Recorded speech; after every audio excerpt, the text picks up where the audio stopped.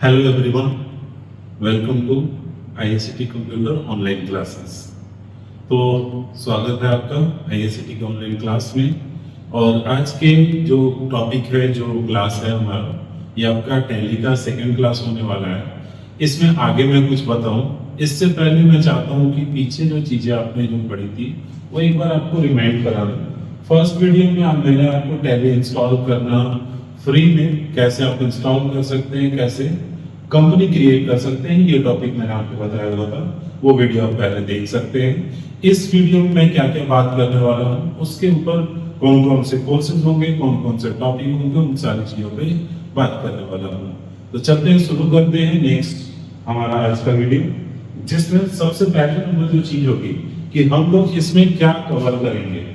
तो tally prime के इस कोर्स के अंदर क्या क्या चीजें होंगी, पूरा कोर्स डिटेल है यहाँ पर। Tally Prime beginners to advance, ये कोर्स का नाम है आपका। 40+ वीडियोस होने वाले हैं, जिसमें कंप्लीट सारे के सारे चैप्टर में कंप्लीट करने वाला हूँ। इसके अंदर एवरेज टाइम आपका लगभग 30 मिनट होने वाला है सारे वीडियो का, उससे थोड़ा सा कम अधिक हो सकता है। स्टेप बाय स्टेप पूरा कोर्स होगा based on real life accounting work. जो रियल लाइफ में आप अकाउंटिंग में काम करते हैं वो इसमें आपको जानने को मिलेगा। सबसे पहले शुरुआत करेंगे जो आप कॉपी पे सीखते हैं, जो क्लासेस में सीखते हैं वो चीजें, फिर हम रियल लाइफ पे स्विच कर जाएंगे। Share dummy sample questions and dummy invoices, वो भी चीजें मैं आपको शेयर करूंगा और उन क्वेश्चंस के ऊपर आपको सॉल्व करके बताऊंगा कैसे काम करते हैं। फिर इसके बाद से नेक्स्ट हम बात करते हैं क्या स्पेशल है इस क्वेश्चन के अंदर। तो चलिए बात करते हैं। इसमें जो हम करने वाले हैं वो होगा purchase bills, sale bills, payment bills, receive voucher, all voucher available in Tally. Tally में जितने भी वाउचर्स होते हैं उन सब के बारे में। बैंक स्टेटमेंट्स होंगे, GST on goods and service, both सारी चीजें। गुड्स पे भी कैसे जीएसटी काटते हैं, सर्विस पे कैसे काटते हैं, अदर स्टेट से खरीदते हैं तो क्या होता है, सेम स्टेट में खरीदते हैं बेचते हैं तो क्या होता है, सारी चीजें जीएसटी के बारे में मिलेंगी। एचएसएम कोड क्या होता है, एसएससी कोड क्या होता है, ई-वे बिल क्या होता है, सारी चीजें मैं आपको बताऊंगा। Print, export, import, backup, restore, ये सारी चीजें होंगी। अदर और भी टैली में बहुत सारे काम होते हैं जो एक एक करके आपको जानने के लिए मिलेंगे। ये आपके मेन हाईलाइट्स हो जाते हैं। फिर इसके बाद से जो नेक्स्ट टॉपिक होगा हमारा वो होगा क्या क्वालिफिकेशन रिक्वायरमेंट है आपका, यानी आपको टैली में क्या जानकारी होना चाहिए या कहाँ तक आप पढ़े हुए होने चाहिए। तो उसमें सबसे पहली चीज है कि 10+ के स्टूडेंट चाहिए, या कोई भी उसको 10+ जरूर पढ़ाई हुई होनी चाहिए। उसके बाद इस चीज को करें तो ज्यादा बेहतर है, ठीक है। दूसरी चीज कॉमर्स, साइंस, आर्ट्स, अब किसी से भी हो, 12th किए हो, ग्रेजुएशन किए हो, डजंट मैटर, कोई फर्क नहीं पड़ता है आप कॉमर्स के हैं नहीं है। कॉमर्स के होंगे तो एक प्लस बेनिफिट होगा, कॉमर्स की बहुत और भी चीजों की आपको जानकारी होगी। बट नहीं है तो मैं आपको सारी वो जानकारी दे दूंगा जो टैली के लिए रिक्वायर्ड है। मैं आपको इसमें पहले बेसिक अकाउंटिंग पढ़ाने वाला हूँ, उसके बाद से पहले हम लोग शुरू करेंगे। इसलिए आप किसी भी फील्ड से हैं, साइंस से हैं, आर्ट से हैं, कोई फर्क नहीं पड़ता है। आप बीसीए भी किए हो कंप्यूटर से, कभी आपने टैली नहीं जाना है, नहीं अकाउंटिंग जाना है, आप सीख लेंगे आराम से। स्किल रिक्वायरमेंट्स क्या क्या होनी चाहिए, एक पर्सन को बेसिक कंप्यूटर की नॉलेज होनी चाहिए, इंग्लिश की थोड़ी नॉलेज होनी चाहिए आपको। देखिए बेसिक कंप्यूटर नॉलेज का आने का मतलब है कि कंप्यूटर थोड़ा बहुत चलाने आना चाहिए, एकदम जीरो नहीं होना चाहिए कि माउस ही पकड़ने नहीं आ रहा है, कीबोर्ड ही नहीं चलाने पता नहीं है आपको। तो बेसिक नॉलेज होना चाहिए, बिल्कुल इस बात का ध्यान रखिएगा। दूसरी नंबर चीज है इंग्लिश की बेसिक इंफॉर्मेशन आपको होनी चाहिए, ताकि मैं अगर कोई चीज बताऊं, कोई इनवॉइस, मोस्टली इनवॉइस आपको हिंदी में नहीं मिलने वाला है, सब इंग्लिश में ही मिलेंगे। तो जो मटेरियल इंग्लिश में हो उसको कम से कम पढ़ सके, समझ सके, ये चीजें आपको पता होनी चाहिए, ये जरूर ध्यान रखिएगा। Basic knowledge of typing, typing की नॉलेज बिल्कुल कंपल्सरी तो नहीं है लेकिन आपको आनी चाहिए, अगर आ रहा है तो आपके लिए बहुत बेहतर है, इस बात का ध्यान रखिएगा।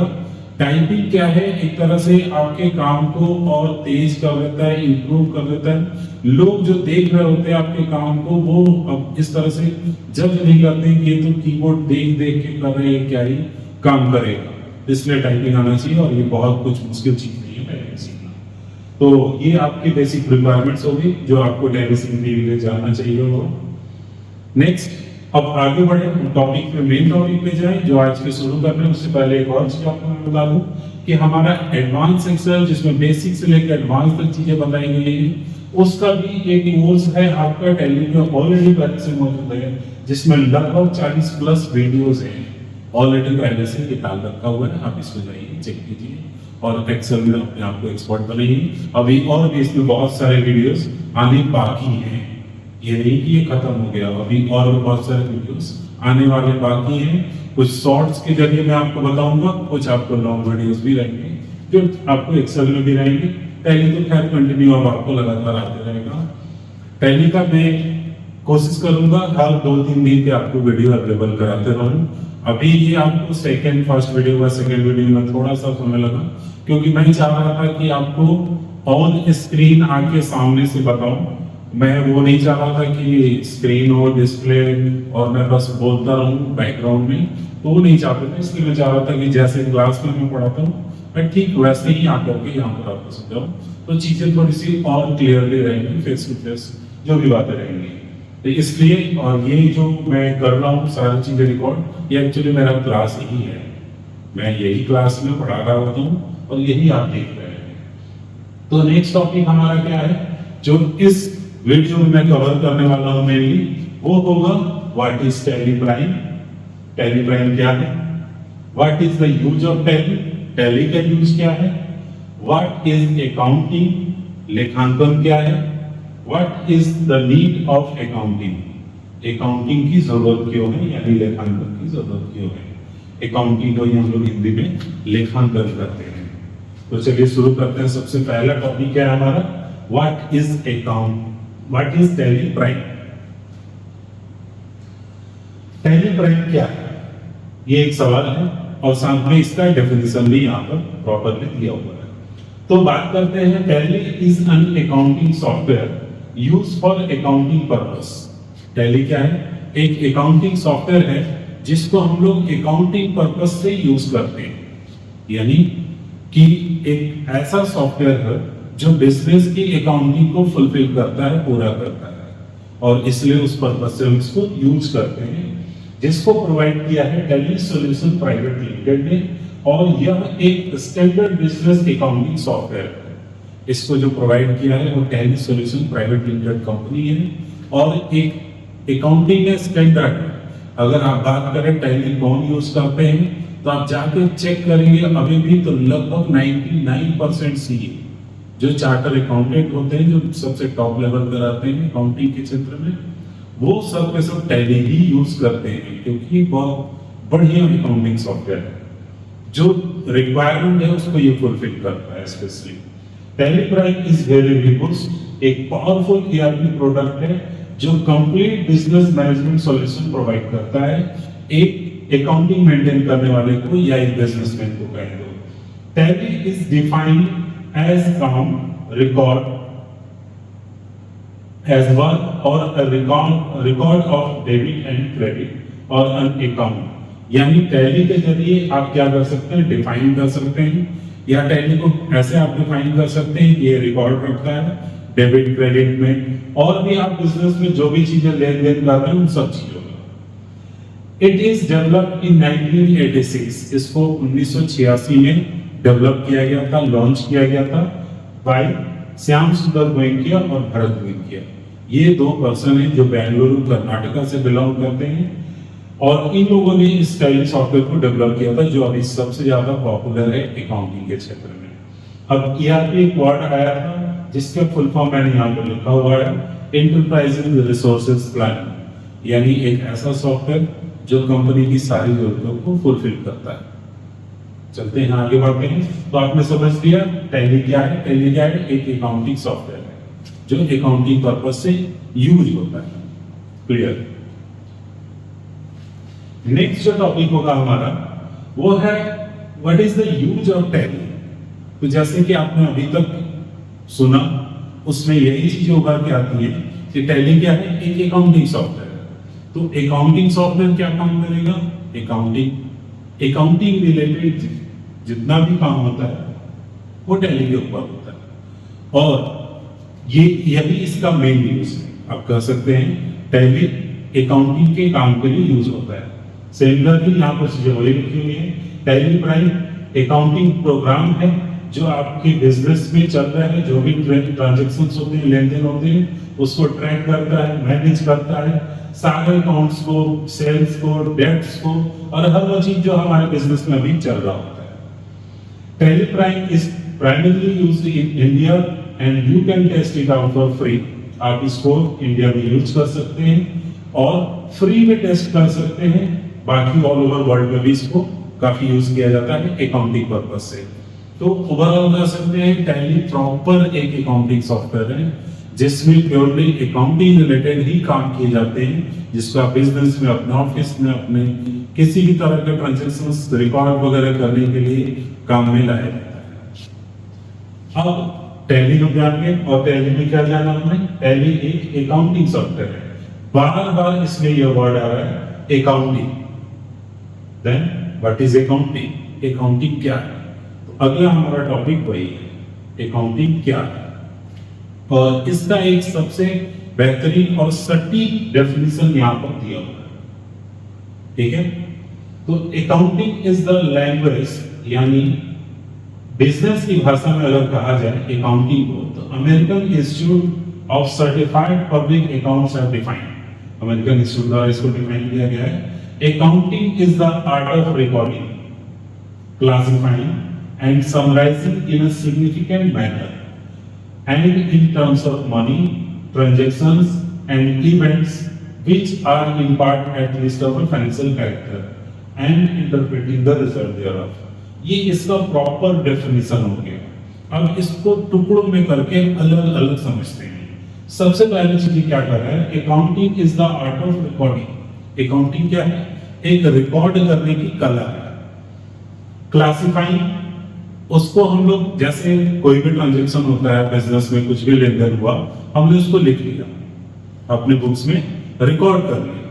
तो अब जैसे हम उसको रिकॉर्ड करते हैं डेली, जो भी दिन भर के हमने ट्रांजैक्शन किए उसको हमने रिकॉर्ड कर लिया। अब उस ट्रांजैक्शन को हमको क्लासिफाई करना होता है कि सेल का अलग, परचेज का अलग, बैंक के ट्रांजैक्शन अलग, और भी अलग तरह के ट्रांजैक्शन है, उसको हम अलग अलग लिखेंगे। ये पूरा आपका प्रोसेस चलता है।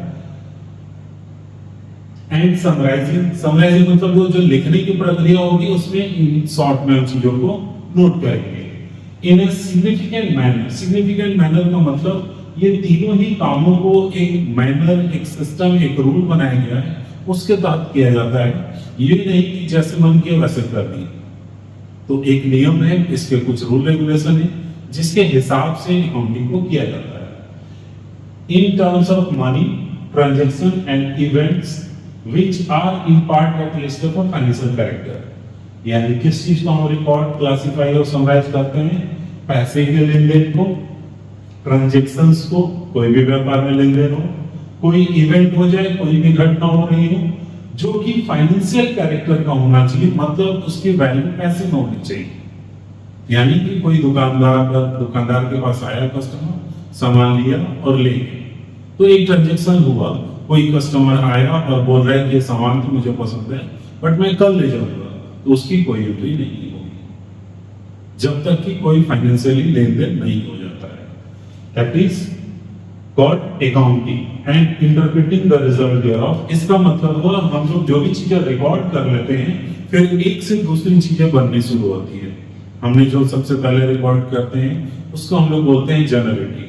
आगे मैं पूरी आपको उसका लिस्ट लाने वाला हूँ। एक प्रॉपर फाइनल अकाउंट बनाते हैं तो उसमें क्या क्या चीजें हमें बनानी पड़ती है, ठीक है। तो शुरुआत आपका इस चीज से होता है कि आपको क्या करना है? सबसे पहले नंबर रिकॉर्ड करना है, फिर उसको क्लासिफाई करना है, समराइज करना है, सारे जो पैसे के लेन देन हो रहे हैं बिजनेस में उन सारी चीजों को, और इसी पूरे प्रक्रिया को, इसी पूरे प्रोसेस को अकाउंटिंग कहा जाता है। सो काफी मैंने तोड़ के आपको अलग से करके बता दिए इसको। वो अकाउंटिंग क्या है, इसमें अब आपके लिए कोई प्रॉब्लम नहीं रहेगा। तो आगे बढ़ते हैं इसके नेक्स्ट टॉपिक पे कि अकाउंटिंग में क्या क्या इन्वॉल्व रहता है। जैसे मैंने अभी बताया कि इंटरप्रेटिंग ट्रांजैक्शंस तो मतलब एक के बैलेंस को आगे ले जाना, जैसे सबसे पहला जो काम होता है वो होता है रिकॉर्डिंग। जैसे ही कोई लेन देन होता है हम उसको लिख लेते हैं, दैट इज कॉल्ड रिकॉर्डिंग। फिर उसके बाद सेकंड पोर्शन जो आता है उसको क्या बोलते हैं, क्लासिफाइंग, यानी क्लासिफाई कर रहे हैं उसको। थर्ड नंबर में समराइजिंग। समराइजिंग इट मींस आप उसकी समरी निकाल रहे हैं, समरी में नोट कर रहे हैं। इंटरप्रेटिंग फाइनेंशियल ट्रांजैक्शंस, एक से बैलेंस को दूसरे ले जा रहे हैं, दूसरे से तीसरे में ले जा रहे हैं, तीसरे से चौथे में ले जा रहे हैं लेवल पे। लास्ट काम होता है एनालाइजिंग इंफॉर्मेशन, यानी जितने भी इंफॉर्मेशन और अकाउंटिंग आपने कर लिया उस चीज की एनालिसिस करना और उस हिसाब से हमें रिपोर्ट तैयार करना। लास्ट जो एनालिसिस इंफॉर्मेशन है, इसके हेल्प से हम क्या कर सकते हैं, टू फॉर्म ऑप्शन, हम ऑप्शन बना सकते हैं। जज परफॉर्मेंस, हम परफॉर्मेंस को जज कर सकते हैं। एंड टेक सर्टेन डिसीजंस, और हम डिसीजंस भी ले सकते हैं। इसके बाद से आगे बढ़ते हैं नेक्स्ट। उसी काम, उसी चीज को, उसी प्रोसेस को जो अकाउंटिंग में चीजें हो रही थी उसको मैंने काम के जरिए लिख दिया है। तो जो पहला चीज होता है जो रिकॉर्डिंग होता है, it means journal entry. Classifying, आप लेजर्स मेंटेन करते हैं, हर एक के खाते अलग अलग मेंटेन करते हैं, किस में कितना गया सारा हिसाब लिखते हैं, वो आता है जर्नल एंट्री से। जर्नल एंट्री के बाद से जो चीज बनती है वो होती है ट्रेडिंग अकाउंट। ये जरूरी भी नहीं है आप ट्रेडिंग अकाउंट ना बनाए, direct profit and loss account बना सकते हैं, बट आप इसको भी बना सकते हैं। जब ये आपका ledger profit and loss account बन जाते हैं उसके बाद इन दोनों में बचे हुए बैलेंस को आगे ले जाते हैं और उससे हम बनाते हैं बैलेंस शीट। बैलेंस शीट बनने के बाद फिनिश हो जाता है अकाउंटिंग का काम। देन उसके बाद बस एक ही काम रह जाता है, रेशियो एनालिसिस, जिसके जरिए हम एनालाइज करते हैं अपने बिजनेस में हो रहे फंक्शंस को, ताकि बिजनेस कैसा चल रहा है ये हमें पता चल सके कि बिजनेस का अभी का रेशियो क्या है, जैसे करंट रेशियो, लिक्विड रेशियो, डेब्ट रेशियो, ये सारे रेशियोज होते हैं जिसका एक स्टैंडर्ड पैमाना होता है, क्या होना चाहिए और क्या हमारे बिजनेस का है ये पता चल सके। तो ये पूरी प्रोसेस होती है। अब एक सबसे जरूरी चीज, इस सीक्वेंस को आप नोट करके रख सकते हैं। ये सीक्वेंस ऊपर नीचे नहीं हो सकता, ये जब भी रहेगा इसी सीक्वेंस में रहेगा। अब ये सारी चीजें तो हो गई, अकाउंटिंग क्या है, टैली क्या है।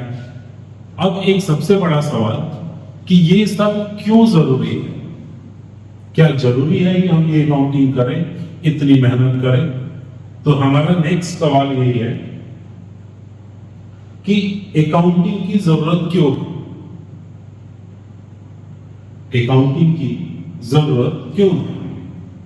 तो कोई भी बिजनेस में असंख्य पैसों के लेन देन होते हैं जिसको आप कभी भी याद नहीं रख सकते। और आज का समय तो ऐसा ही है कि आप अगर जुबान पे चीजें चला रहे हैं तो बहुत मुश्किल है चला पाना। आपको हर चीज का एग्रीमेंट करना पड़ता है, हर चीज के लिए लिखित रूप में चीजें करनी पड़ती है। तो आप व्यापार में पैसे ले रहे हैं, सामान बेच रहे हैं, उस चीज को आप मौखिक कैसे कर सकते हैं। अगर आप लिखते ही नहीं है तो आप कितनी चीजें याद करके रख सकते हैं। ये बिल्कुल भी पॉसिबल नहीं है बिजनेस को सही तरीके से चला पाने के लिए। तो लिखना तो एकदम मैंडेटरी है, कर सकते हैं। वही चीज कर रहा है, एक बिजनेस ऑर्गेनाइजेशन में असंख्य पैसों के लेन देन होते हैं। Accounting keeps a systematic record of such transaction. Accounting उन सभी ट्रांजैक्शंस का, उन सभी लेन देन का एक सिस्टमैटिक रिकॉर्ड रखता है और उसको समरी के रूप में हर एक अकाउंट्स में एंट्रीज के रूप में करता है, ताकि हमें पता चल सके किसमें कितना बैलेंस है, किसमें कितना बैलेंस नहीं है, किससे कितना लेना है, किसको कितना देना है। ये सारा काम अकाउंटिंग के हेल्प से ही होता है। Clear picture of functioning of the business emerges from accounting. एक बिजनेस में क्लियर पिक्चर जो होता है वो अकाउंटिंग से ही आता है, इसलिए अकाउंटिंग बहुत ज्यादा जरूरी है। आपको किसी कंपनी में पैसे इन्वेस्ट करने, अगर शेयर मार्केट में जाते हैं और आपको पैसे लगाने हैं तो आप क्या देखेंगे कि उस कंपनी के पास कितनी बड़ी बड़ी बिल्डिंगें हैं, या फिर उस कंपनी का प्रचार कितना ज्यादा चल रहा है, हर जगह उसी का होर्डिंग देखने को मिल रहा है। इस तरह से तो आप देखेंगे तो ऐसे दर्जनों कंपनियां मिल जाएंगी जिनका सुबह से लेकर शाम तक दिन भर आप प्रचार देखते हैं, लेकिन अगर आप बैलेंस शीट उसका देख लें तो शायद ही कभी आप उसमें 1 रुपया लगाए, क्योंकि वो कंपनी सिर्फ लॉस ही की है आज तक जब से खुली है। लेकिन फिर भी चल रही है इस उम्मीद पे कि कभी प्रॉफिट हो। लेकिन आप एक लॉस मेकिंग कंपनी में पैसा क्यों लगाएंगे? या फिर लगाने के लिए अगर आप प्रेरित भी हो रहे हैं तो किस चीज के बिहाफ पे? वो होगी उसकी अकाउंटिंग।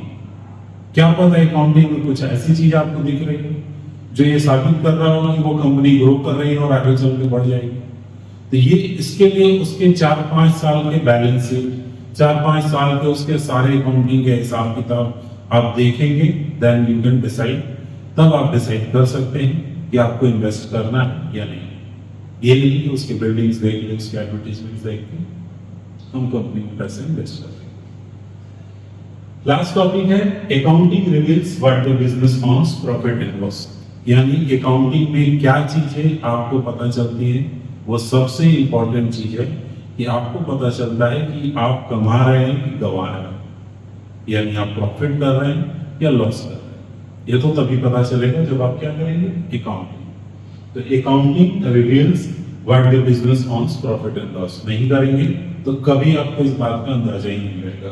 जैसे एक बहुत छोटा सा एग्जांपल मैं देता हूँ कि कोई अगर पर्सन है जो कोई सामान है जो 5,000 रुपए खरीद रहा है और उसको सेल कर रहा है 10,000, सीधा उसको 2 दाम में बेच रहा है, तो यानी उसको कितना फायदा हो रहा है? 5,000 रुपए ये लगेगा आपको, बट नहीं। अब ये उसको एग्जैक्टली कितना फायदा हो रहा है ये तब पता चलेगा जब वो पूरी अपनी अकाउंटिंग कंप्लीट करेगा। अदरवाइज वो इस भ्रम में ही रहेगा कि उसको 5,000 फायदा हो रहा है। 5,000 फायदा कभी नहीं हो रहा है, क्योंकि वो तो उसका ग्रॉस प्रॉफिट है। 5,000 में खरीदा, 10,000 में बेचा, तो जो 5,000 का डिफरेंस है वो हुआ ग्रॉस प्रॉफिट। ग्रॉस प्रॉफिट मतलब डायरेक्ट सेल में से परचेज को घटा। लेकिन परचेज ही सब सामान किए थे, उसको कहीं रखे नहीं थे, उसको बेचने के लिए सेल्समैन नहीं लगा। क्या दुकान का रेंट नहीं देना पड़ता था, बिजली बिल नहीं देना पड़ता है, और भी बहुत सारे खर्चे होते हैं बिजनेस को चलाने के लिए। एडवर्टीजमेंट आप करते हैं और हर वो तमाम खर्चे जो उस प्रोसेस से लग रहे हैं वो सब चीजें उस सामान को बेचने में कमाए गए प्रॉफिट में से ही काटना पड़ेगा। और ये सब कुछ कब पता चलेगा? जब आप अकाउंटिंग करेंगे। नहीं करेंगे तो आप इस अंदाजे में रहेंगे कि हम 100-200 होगा खर्चा, 5,000 कमा रहे हैं, बहुत फायदे में, और आप लॉस में चले जाएंगे। सो अकाउंटिंग बहुत ही ज्यादा इंपॉर्टेंट है। और आजकल तो बिना इस अकाउंटिंग मेंटेनेंस के जीएसटी कैसे भरेंगे, इनकम टैक्स कैसे भरेंगे, अब तो बिना अकाउंटिंग का बिजनेस चला ही नहीं सकते। तो है ही अब इंपॉर्टेंस नहीं बल्कि मैंडेटरी है। अब कुछ मैं आपको लास्ट चीजें इस वीडियो में बता दूं कि आप इसमें क्या क्या चीजें कवर करने वाले हैं, क्या क्या चीजें बहुत सारी मिलने वाली हैं, उसकी पूरी लिस्ट मैंने लगभग ओवरऑल बनाया हुआ है। जैसे क्या क्या अकाउंटिंग में करेंगे, लेखांकन में क्या क्या करेंगे, क्या सामान खरीदा, कितना खरीदा, किससे खरीदा, कब खरीदा हमने, क्यों खरीदा, ये सारी चीजों पे चलेगा। कितना सामान हमने बेचा है, किसको बेचा है, कब बेचा है, ठीक है, क्यों बेचा है, किससे पैसे प्राप्त हुए, किसको पैसे देने हैं, लेनदार कितने हैं हमारे, देनदार कितने हैं, यानी कि कितने लोगों से पैसे मुझे लेने हैं, कितने लोगों को पैसे मुझे देने हैं। लेनदार होता है जो पैसा हमसे लेता है, देनदार जो हमें पैसा देता है। सामान कितना है हमारे पास, कैश बैलेंस कितना है, बैंक बैलेंस कितना है, संपत्ति कितनी है, लोन कितना है, आय कितनी हुई, कितने खर्चे हुए, कितना टैक्स दिया, कितना टैक्स गवर्नमेंट को पे करना रह गया है। बाकी तमाम तरह की चीजें आपको अकाउंटिंग में मेंटेन करनी होती है। ये एक स्लॉट में मैंने काम लिखा हुआ है कि क्या क्या काम आपको जानना पड़ेगा अकाउंटिंग। तो अब इस वीडियो में मैं बहुत ज्यादा इसको और लंबा नहीं करता हूं, लेकिन नेक्स्ट वीडियो में क्या आने वाला है वो मैं आपको बता देता हूं। तो अगली वीडियो में जो आप देखने वाले हैं वो है फंडामेंटल्स ऑफ अकाउंटिंग, जिसमें आप जानेंगे क्या होते हैं अकाउंटिंग के मेन पिलर जिस पे पूरी की पूरी अकाउंटिंग सिस्टम टिकी हुई है, और उसके मेन कोर वो चीजें, कोर वो टॉपिक्स जो कि आपके हर एंट्री में, हर लेन देन में इन्वॉल्व होते हैं। उन सब के बारे में पूरा डिटेल्स में जानेंगे। जिनके ये 4 पिलर्स दिए हुए हैं इनके डेफिनेशंस होंगे और पूरा डिटेल्स होगा, जो कि आपको पूरा डिटेल्स में जानने को मिलेगा। बट ये मैं आपको नेक्स्ट क्लास में बताऊंगा। आज के लिए बस इतना ही, इस वीडियो में मैं इतना ही रहने देता हूँ। बट नेक्स्ट वीडियो आपको 1 से 2 दिन में फिर आपको मिल जाएगा देखने के लिए। फिर इतना टाइम नहीं लगेगा, क्योंकि ये प्रॉपर सेटअप लगाने में थोड़ा सा मुझे टाइम लग गया। बट अब आपको इंतजार करने की जरूरत नहीं है, वीडियो आपको लगातार मिलता रहेगा। तब तक के लिए देखते रहिए, सीखते रहिए। Thank you.